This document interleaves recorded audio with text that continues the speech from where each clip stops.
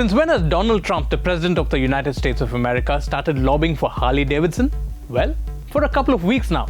This is the second time in 2 weeks that the US President has raked up the issue of import duties charged by India on foreign motorcycles, or specifically Harley-Davidson. Listen in. India sells us a lot of motorbikes. So when they have a motorbike, a big number, by the way, they have a company that does a lot of business.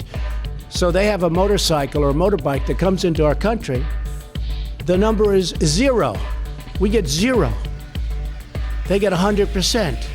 Brought down to 75, brought down now to 50. Okay. And I wasn't sure. He said it so beautifully.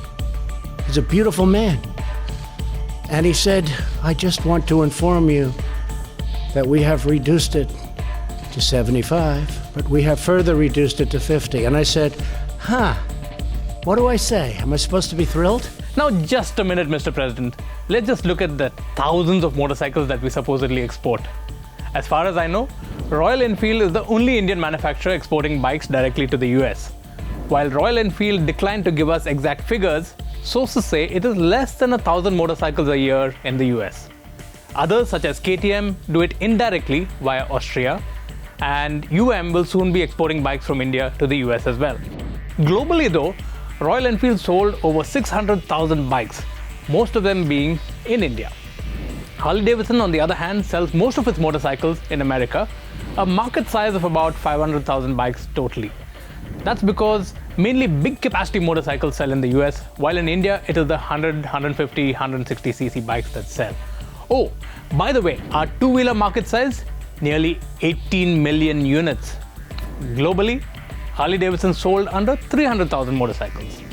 In India, in 2017, Harley-Davidson sales were just under 4,000 bikes. Scott Walker has a wonderful company called Harley-Davidson in Wisconsin, right? Great.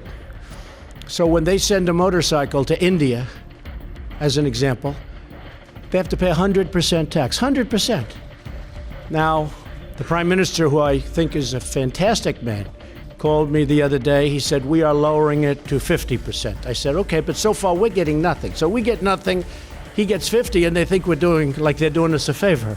That's not a favor. Wait a minute, zero duty you say? Well, according to US tax websites, there's a nominal duty of 2.4%, but of course, it is much lower than our 50% on completely built units. Trump wants to introduce a reciprocal tax on less than 1,000 bikes being sold in the US. Who pays that tax? The buyer, of course. This will make it more expensive for US consumers, but still, Indian brands will likely be cheaper than US brands.